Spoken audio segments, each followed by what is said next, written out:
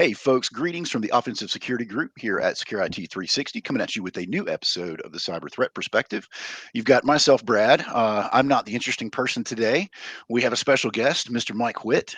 I'll kind of give you my intro of Mike. I worked for him for the vast majority of my adult life. And most everything I know, I learned from him. So having a mentor on the podcast is actually kind of cool for me. Mike, if you want to give a quick intro of your background and experience so the folks can get to know you a little bit before we get started, and then I'll round out the topic. Yeah, thanks, Brad, and thanks for inviting me. Yeah, as Brad said, I'm Mike Whitt. I'm currently the Chief Information Security Officer for Renaissance Bank. I am working on about 25, 26 years now as a CISO in the banking industry, all the way back to 1999, just before the year 2000. Been in a couple of different banks, as Brad said. I've had some really good folks. Brad is one of the best that have worked for me, and I think that's a key to longevity in what we do. So, you gotta have good folks working for you. So, Brad, man, I really appreciate the chance just to catch up and talk about cyber today. Awesome, man. Looking forward to it. So, folks, you guessed it. The topic today is really talking about going into 2025 with your cybersecurity program from the perspective of a chief information security officer. And Mike is hands down the best CISO I know today and have ever known. So, I think this is going to be a really good conversation.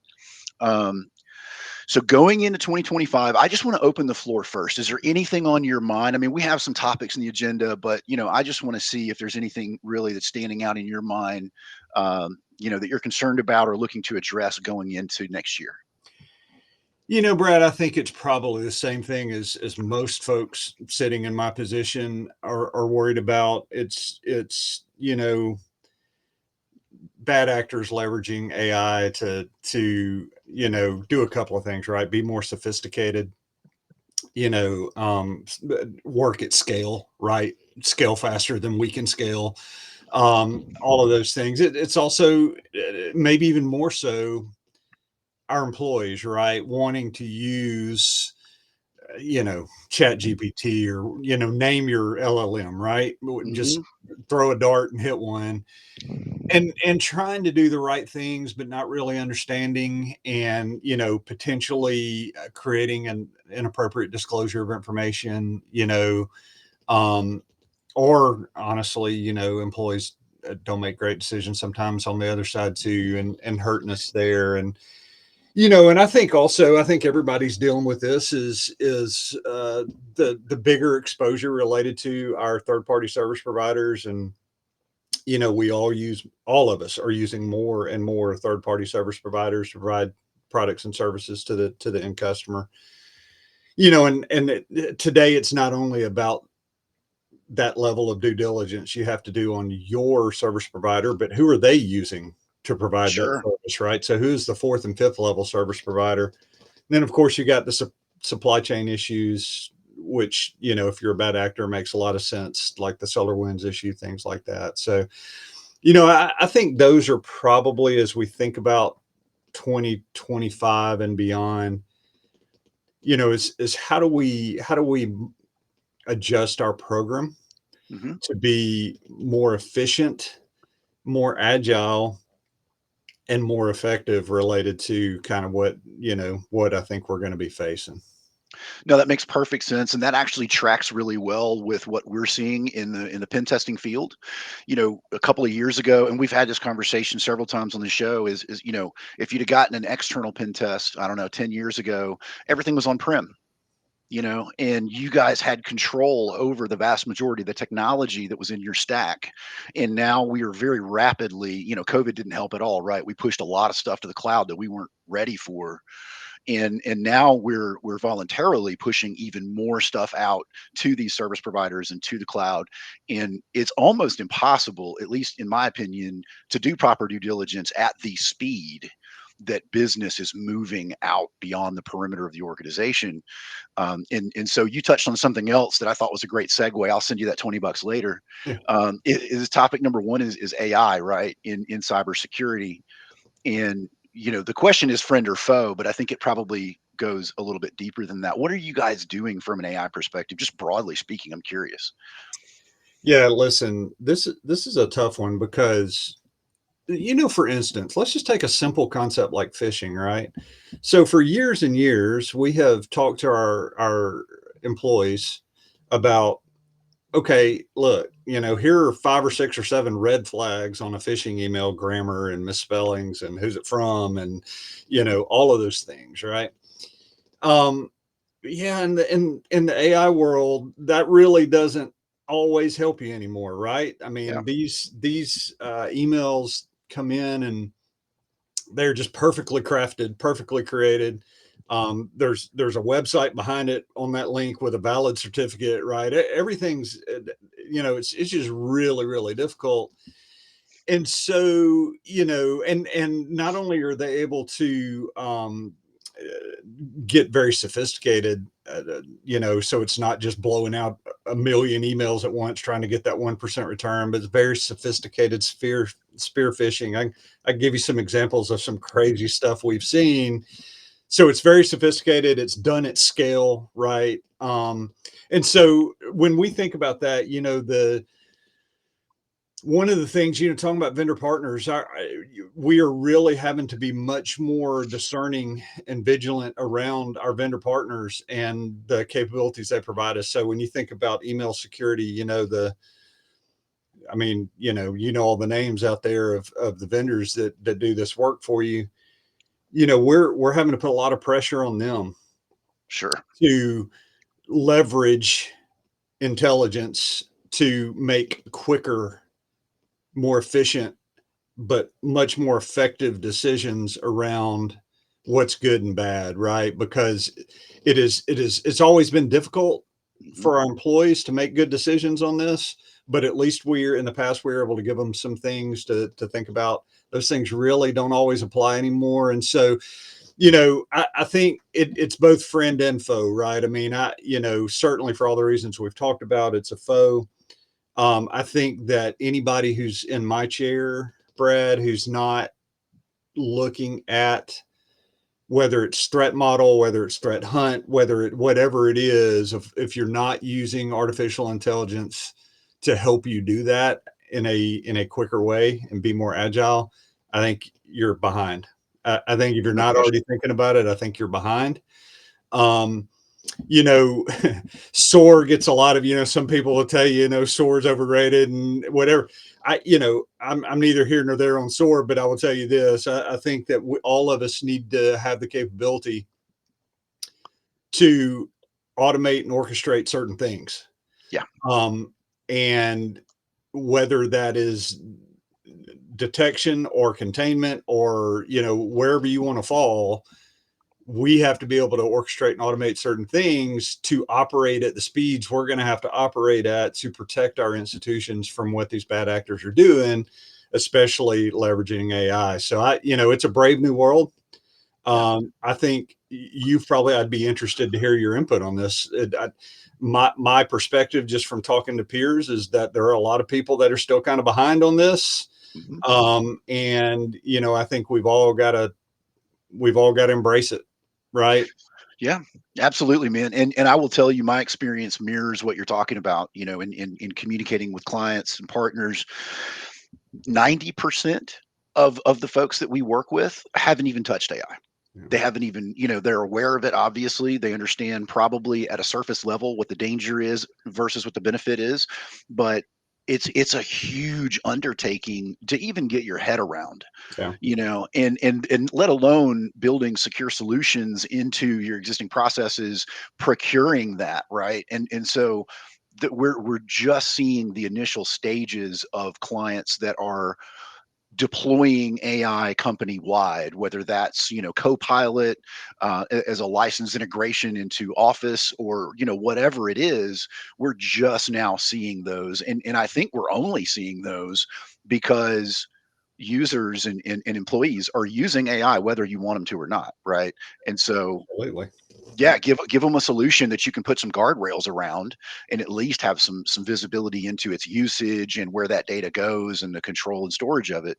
But that doesn't even really address your point, right? Which is integrating that into reactive business processes or even proactive business processes. I just don't think we're there yet, man. It came in too fast. Yeah, You it know. did, and it's too readily available. I mean, it's really easy for any employee to sit at their desk, open a browser, and off you go, right? And so, and you mentioned something else, Brad, which I think is really important. As we've talked in our organization, um, you know very well, the subject like AI comes up, right? And everybody immediately thinks, well, the CISO is going to hate that, right? He's going to say no to that. Well, the reality is look at it from a pure business perspective. I can guarantee you that, and banking, you've been in banking with me a long time. It is extremely competitive, right? It is highly competitive.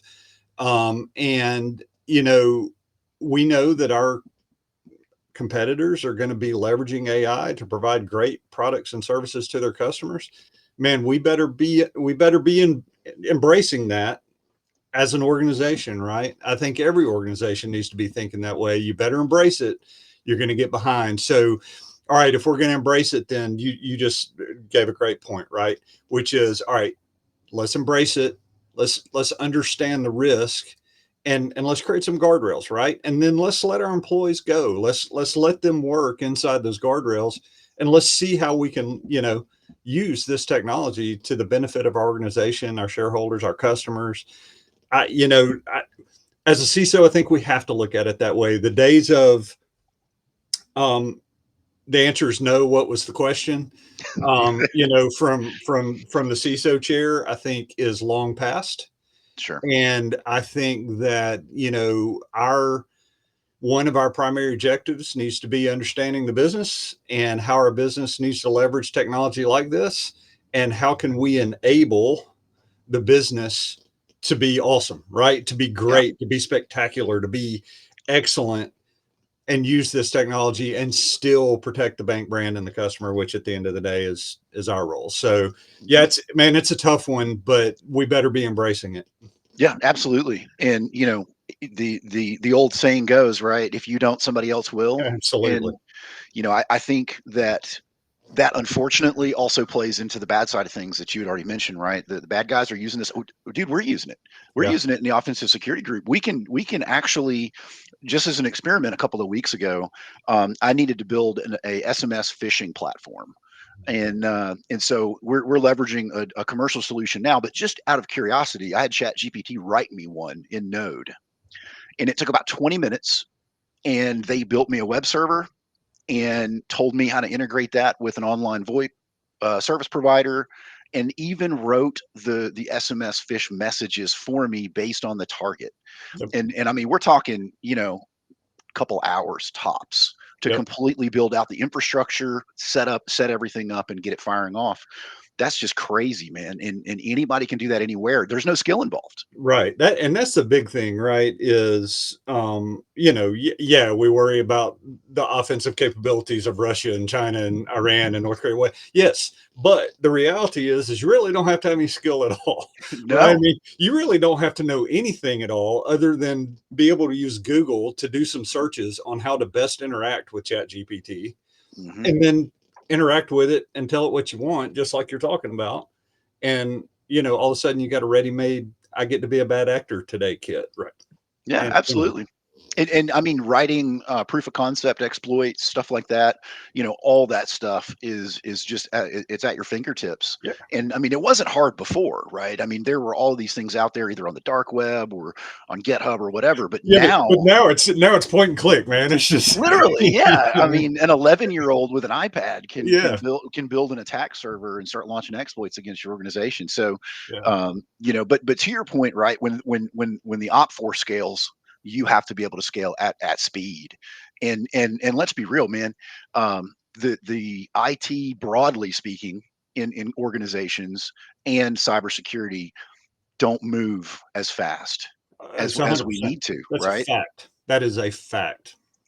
We have 100% budgetary fact. concerns, skill concerns, all this stuff, and the reaction time is measured in usually months, not days, as opposed to hours, which is what these attackers are moving at. So, man, we're already at a disadvantage, right? Which we always have been. Yep. but it just feels heavier this time. I don't know if that makes sense, but No, it definitely does, because listen, all of our organizations work on budgets, right? And we all have fiscal years, and very well. A lot of times we know we need something, but we're not going to do it this year because of right, budget, right? So now it's going to be a next year initiative.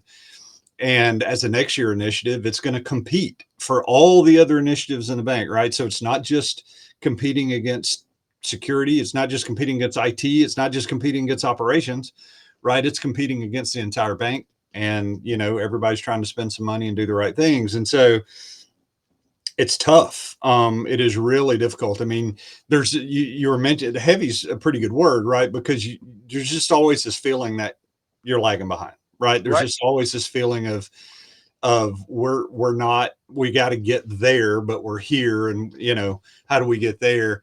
And of course you just know, because if you've done it any length of time, once you get there, well, you're not here anymore. you, you The know that, goalpost is over there now. yeah, the goalpost Yeah, moved about 20 yards, and sorry. yep. you That's know how it goes, man. yeah, that's it's Um, just what it is. And that's part of it, and you got to embrace it. yeah. And you just got to get after it and chop wood every day.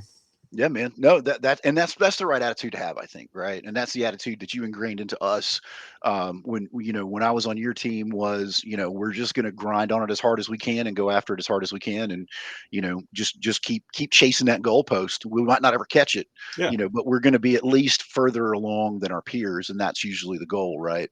Yeah. Um, so moving on to the next topic. So let's talk about regulatory and compliance changes. I have been out of the game for 4 or 5 years now, dealing with this. I don't know what changes are coming, what changes have been made, what's different. I imagine, we're kind of dealing with the fallout from the current presidential election. I think there might be some changes downstream from that, given what's been said. So, what are your thoughts about the regulatory world as it is today going into the future? Yeah, it's gotten really tough. I mean, we are regulated from every direction Yeah, by anybody who has the ability to do so. And so, and a lot of it is can be frustrating because, for instance, just one small thing is, if you have an inappropriate disclosure of customer data, notification requirements, right? So, it used to be frustrating, and still is, but it used to be frustrating from the standpoint of every state had their own laws around yeah, what you had to do. There was no kind of centralized national thing, but now it's everybody. Like the SEC's got their own, right? You have to notify them within a certain period of time. If you're doing HUD loans, I mean, you got to notify them within a certain. There are so many. When you think about putting together your incident response plan in our world, we were actually talking about this the other day. Is I mean, you need this pretty easy chart that you can very quickly adjust and change because it's adjusting and changing all the time. yeah, And somebody's showing up tomorrow saying, oh, by the way, if you have a disclosure, you got to notify us too, and we want you to do it in 6 hours.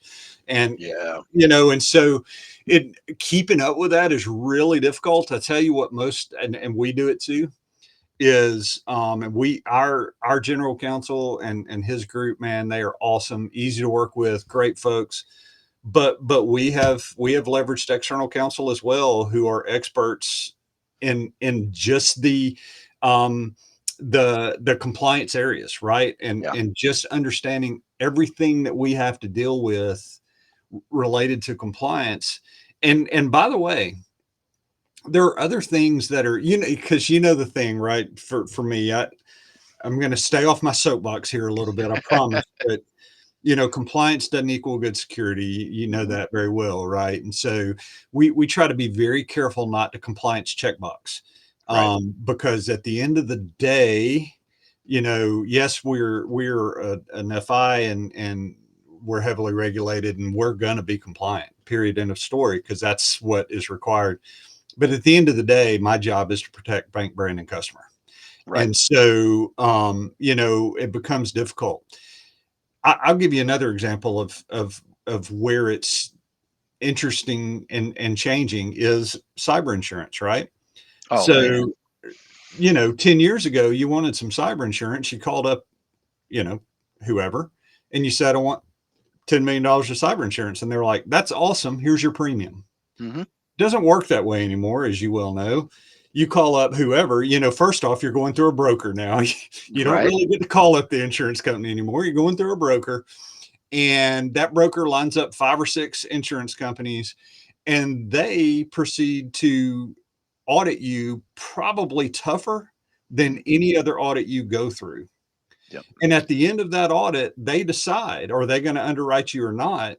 And in some cases, what they come back with is we won't underwrite you Hmm. until you do these things. You have to go buy this. You have to implement this. You have to change this policy, this process, whatever, or we're not going to underwrite you. And so now, I mean, that acts as a compliance issue, right? Because, you know, to get insured and to be underwritten at the level you need to be or want to be, or your board and your senior management, executive management think you ought to be.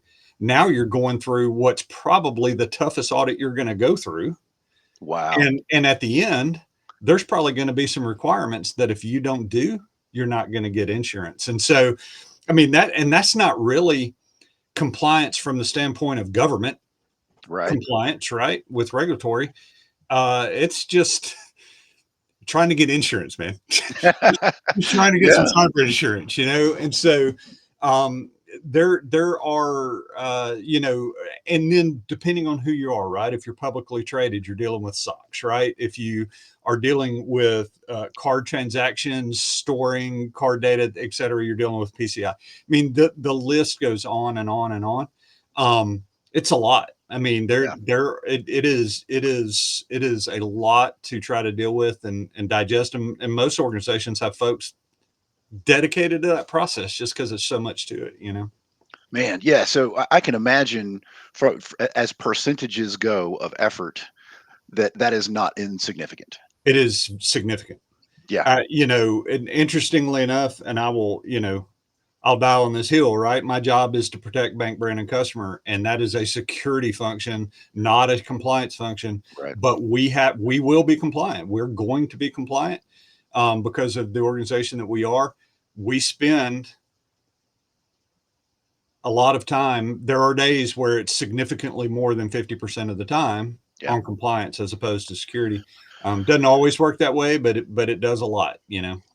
Does it take away from your actual security efforts? Do you think that it's detrimental? Or I'm just kind of trying to get a gauge of, like, are we actually hurting the overall security posture of these organizations by having them fall under this massive list of regulatory stuff?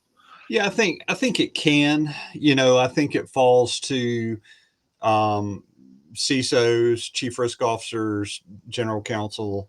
I think it falls to those positions to make sure that it doesn't. Right. I mean, listen, we're going to be compliant. We got to do things we got to do.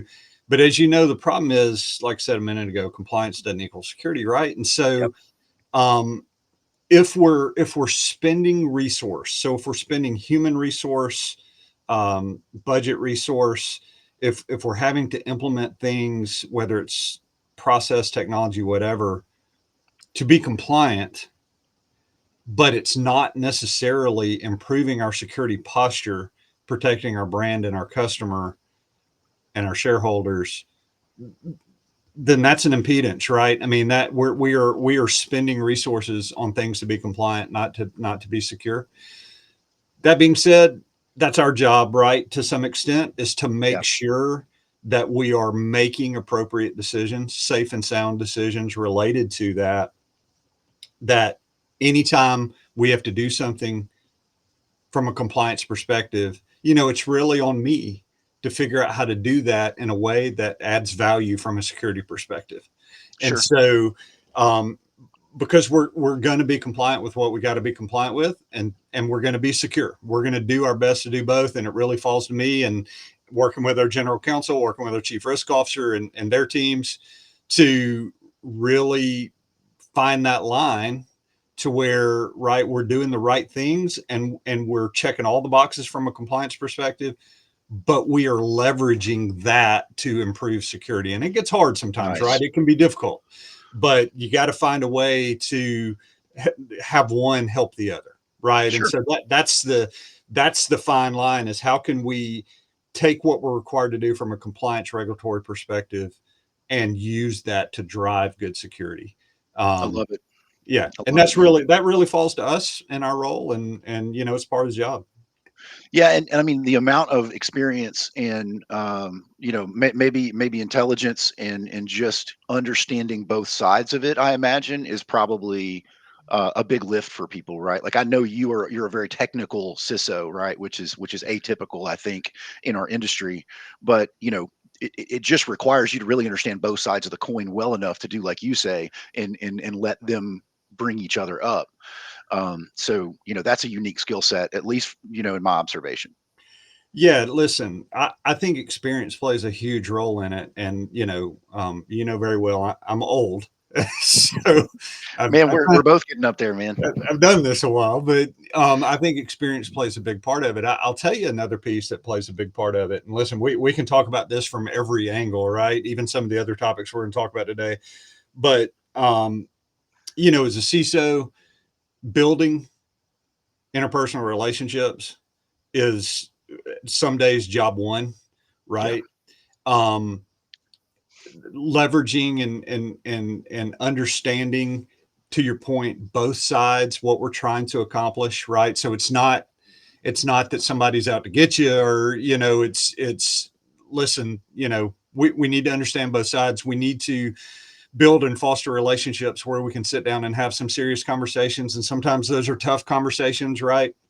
But at the end of the day, we got to figure out how to do both, how to be compliant, how to be secure, and how do we leverage one to help us do the other. Hmm. And a big part of that, and I tell people all the time now, Brad, and I've probably changed on this a little bit over my career, but I tell people all the time, one of my most important roles of all the roles that I play as a CISO is awareness and education. How do I raise awareness and education of risk and the issues we face every day? And because we're all in it together, right? I mean, this Yeah. is cyber is a human issue. Every month we do a new hire training course, and I do about a 30-minute little cyber training in that. And I tell them, hey, congratulations.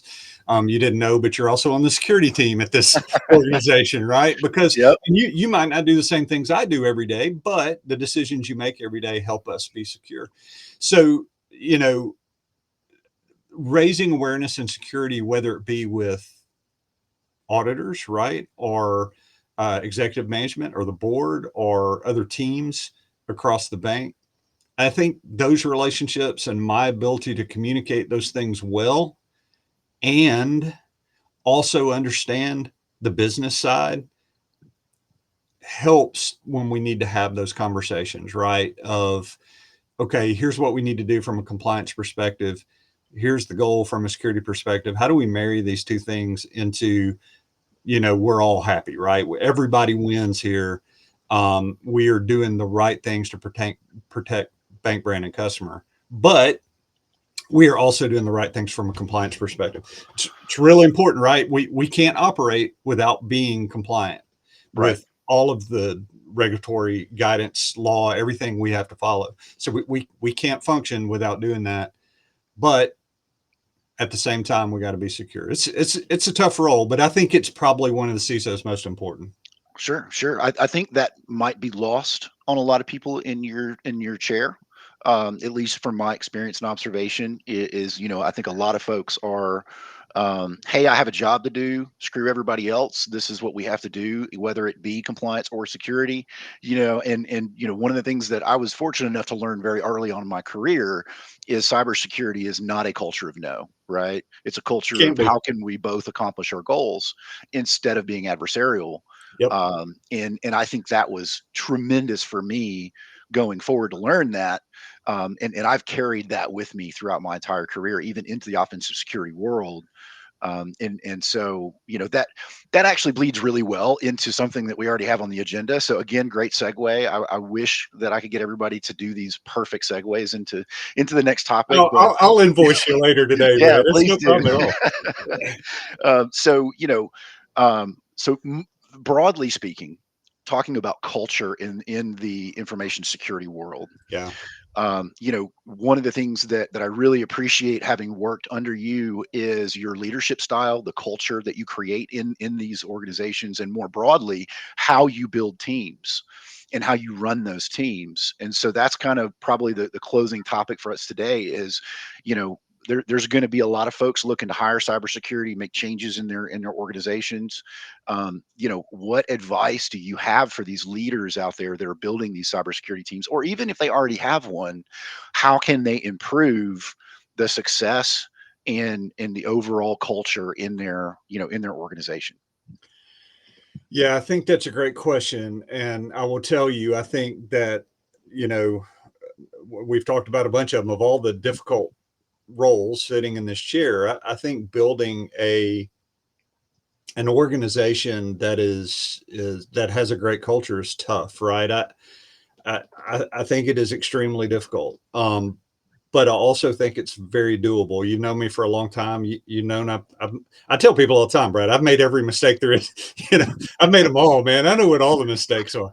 But listen, here's the thing. You know, I think that CISOs can get too wrapped around the axle related to technology and process and even people, right? You know, I think we all kind of sometimes get tied up into, you know, what technologies have you touched? What languages can you write code in and all those things. And listen, none of that's bad. It's all those are all good skills. Here's what I would tell you.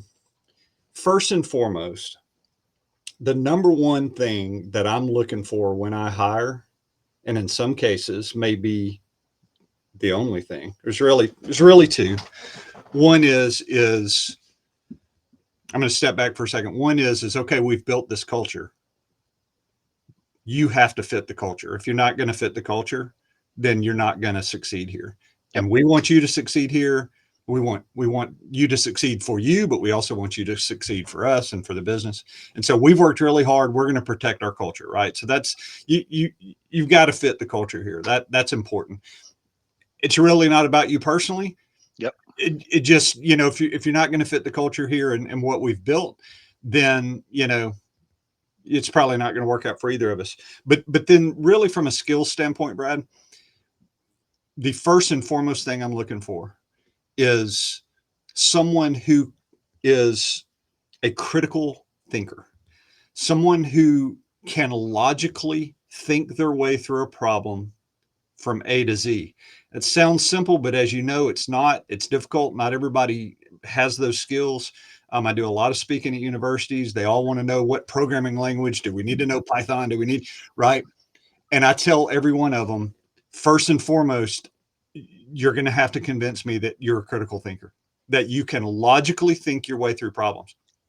I'm not worried about what technology you know and what programming languages you know, et cetera, et cetera. We can teach you those things. We're gonna send you to training. We're gonna set you up to be successful if you come to work for us. Most importantly, though, you've got to be a critical thinker. You've got to be able to, because you know very well, um, especially on the defensive side, right? Is it's different every day. It's a different problem every day. It's a different issue every day. It's something that we're having to deal with all the time. And so really that's important to me.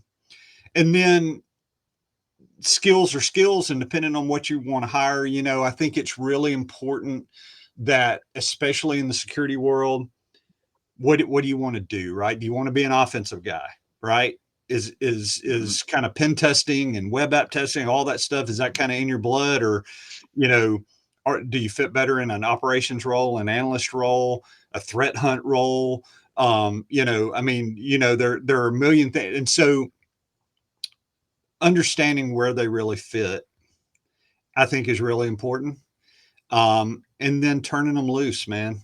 I think that, one of the things that I realized pretty early, to brag on you a little bit, I mean, you're one of the best that ever worked for me. And I learned pretty early, I just needed to stay out of your way, right? You knew what you were doing, you knew how to do it, and you knew how to do it really well. My job was to cut all the red tape out of your way, get people out of your way, and let you burn, right? Let you do the things that you do. I think that's really important. And then, strictly from a culture standpoint, Brad, we talk about a couple of things. One is finger pointing and gossiping and all, that's poison, right? That is rat poison for a team. And so one of the things we talk about is building our trust, right, with our teammates and across the bank. And how we talk about that is it doesn't matter at all if you can trust everybody else around you, whether it's the team, whether it's within the organization. It doesn't matter if you can trust them. It only matters if they can trust you. It only matters if they can trust you every day to do everything that you're supposed to do, right? That you know your role, that you do it well, that you're participating in the culture of the organization, that you are taking responsibility for the things you're supposed to take responsibility for, that you're doing the things you're supposed to do. Once we get to the point where all of us individually can say, everybody can trust me. I'm doing my job. I'm doing what I'm supposed to do. It's not about, well, Brad didn't do his thing. So, I'm going to run into the CISO's office and I'm going to point the finger at Brad, and Brad's not, I can't trust Brad. It's not about that. Can Brad trust you? That's what I always say to my folks is, I don't really care about that. The question is can he trust you, right? When we get to that point, so we want to build our trust. And then we always, and I know you've heard this a million times from me, but we always want to have a what's next attitude, right? Bad things happen, good things happen, a million things happen every day. There is sort of this constant chaos in our world that's Yep. kind of going on all the time. We can't let something that just happened, bad or good, or the chaos around us, the noise around us, we can't let that take our focus off of what's next. What's the next thing I need to do to protect bank brand and customer, whatever that is? I mean, it could be anything. It could be as simple as a policy change or whatever it is. Hmm. What's the next thing, right? So if we can always be focused on building my trust within the organization, that interaction with my team, knowing that I've got their backs, knowing that we're doing this together every day. It is us. It's not me, it is us, and everybody can trust me, and all of us get to that point. And then if we all maintain that what's next attitude, we're not concerned about what happened 5 minutes ago because that stunk and we didn't like that, you know, or hey, that was great. Yeah, yeah, go team. I'm all elated. Something else is happening, right? The chaos Yep. is still going on. And having that what's next attitude and just staying in the moment. The last thing I'll mention related to culture is we got to stop worrying about the end result, right? We need to think about process. What are the things I need to do today? Being disciplined, right? Doing the right things, doing them the right way, doing that way all the time. You've heard all that stuff, right? But being engrossed in the process and not being worried about what that end result's going to be. The end result's going to be whatever the end result's going to be. We need to be process oriented and be where our feet are. What's the next thing we need to do today, right this minute? What's the process? Just totally immerse ourselves in the process. If we can do those things, the end results will come out okay, right? The end Yeah. results will come out to our benefit the majority of the time. Maybe not all the time, but the majority of the time. So those are kind of the things I think about when we think about building and culture. And if you notice, I really don't care. I mean, we use a lot of technology. We want to use great technology. We want to have great process. We want to do all those things. All of that's important. But when you talk about culture, it's about people. Yep. And how do you help those folks um, integrate themselves into a great culture. How do you build that great culture? It's not about technology. It's not about the next coolest thing, right? It's not about this great vendor that called me and, has solved all the problems of the world, right? Yeah, man. It's about our people, and how do we give them the tools to stay focused and stay resilient and vigilant, and just get after it every day. No, I love it, man. One of the things that I learned from you, and you really just kind of made the point for me, is, the interpersonal relationships are much more important than any skill, any technology, anything else, right? And at the end of the day, we are a support mechanism for the business, Yep. right? And that even goes for me today, running an offensive security team. I'm a support mechanism for the client and, helping them achieve their end goal, whether that be get compliant, whether that be get more secure. But we are just there to help them achieve their goals, and do so in the most secure way that they can within their risk tolerance or whatever parameters that they have. So, I think that's lost on a lot of teams. Yeah. Is we're here to support the business, and more importantly, from a management and a culture perspective, we're here to support our team and the business, right? Absolutely. That's 100% right, Brad. I know you probably will remember when I say this, but I have a little presentation that I give to all of my groups, and one of the slides in the presentation is we will not be the group of no, right? We will enable solutions across our organization, Yep. whatever that means, right? Whatever that means, we're going to find a way, even if it's hard, we're going to find a way, but we're not ever going to say no, right? Yep. The answer may be, well, we can't really do it that way, but here's three other options. Let's find the best one. Let's work together, right? But we're not going to be the group of no. I do think that falls, I think there's a lot of groups today that fall into that, and it makes, man, it just makes your life difficult, right? Sure. It makes it so hard. This is a relationship business. Hmm. Period. End of story. If you're a chief information security officer, you better be about building relationships every day, and you better be about in, integrating yourself in the business, Hmm. and working with the business to find solutions. If not, it is It's an uphill battle for that, yeah, man. it's impossible to be successful. I mean, this is a hard job every day anyway, right? Why make it harder? Why Hmm. why make it so much more difficult on yourself Yeah. with going about it that way, right?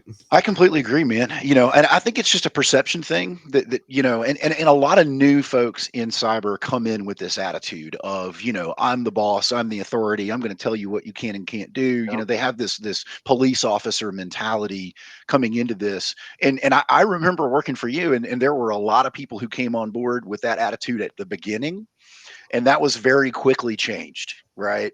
And so I think it's common for people to feel that way, probably because they've experienced it and they think Yeah. that's the norm, and they just Yeah. don't know any better. Yeah. And so, long story short, man, you set the tone as the leader of your organization. And I can tell you that every organization that I've ever worked for you in was wildly successful doing what we needed to do, in no small part, because one, we always knew that you had our back, right? No matter what we did, even if it was wrong. I can remember getting called into your office for doing some dumb shit, and you were like, "Hey, man, I like where your head's at, but like, let's tone that down a little bit," right? And Yeah. so, so setting that culture and being supportive of your team is huge. And like you said, man, interpersonal communication with other groups supporting the business, if you can kind of check those boxes and answer that truthfully about the culture in your organization, you're probably already doing pretty well. Yeah, listen, you mentioned one other thing that I would point out, and it's really important. And hopefully you just mentioned it. Hopefully you saw this as working for me. But listen, my job as it relates to the folks in my group is to back their play, right? Hmm. So it's a hard job, and they're having to make decisions every day without all the information, because that's how we have to work. We don't get 100% of the information before we get to make decisions. A lot of times they don't get to run to me for that decision, right? They have to make decisions in the heat of Yep. the moment. And so they have to understand, end of the day, I'm going to back their play. And if there's a bullet to eat for that, then I'm going to eat it. Right Yep. now, internally, we're going to fix it. Right. We're going to find a way to fix that. Yep. Maybe not make that same mistake twice, but at the end of the day, again, this job is hard. You're asking your guys and gals on your team to make really hard decisions with very little information sometimes to protect bank brand and customer. You're not always going to make the right one, right? Mhm. My role is to say, you know what, that was my decision. So, I take ownership of that. If there's a problem, come to me with it. We'll handle it, and then internally we go back. Your folks have to know they can make mistakes. They have to Yeah. know that they work in that environment, and they have to know that they have that top cover from you, or else they're not going to make good decisions, right? Always, Yeah. and you need to give them that slack. So, hopefully you saw that. Hopefully my team today sees that. I think that's really important. It is, and I have tried to, in my group now, mirror a lot of those things that I learned from you, and a big part of that is, you know, I hired these guys because they're good at what they do. So I'm just Yeah. going to let them do what they do, and make decisions on their own. And if something goes sideways, we figure it out together as a team, Yep. and we move on to the next thing. Yep. So I think it's a great Absolutely. way to do business. All right, well, folks, that's all we have time for today. Mike, any closing thoughts on going into 2025? No, Brad, it's a brave new world, right? So, every day is an adventure. And listen, we just keep chopping wood, man, every day. That's it. I love it. I love it. All right, folks. We'll see you guys next Wednesday. If you like what we're doing here, please like, share, subscribe, all that good stuff. And if you want to work with us, there should be some links in the description of the show. And thanks, Mike. Man, it's really good catching up and good talking to you. It was great, Brad. Thanks for inviting me on.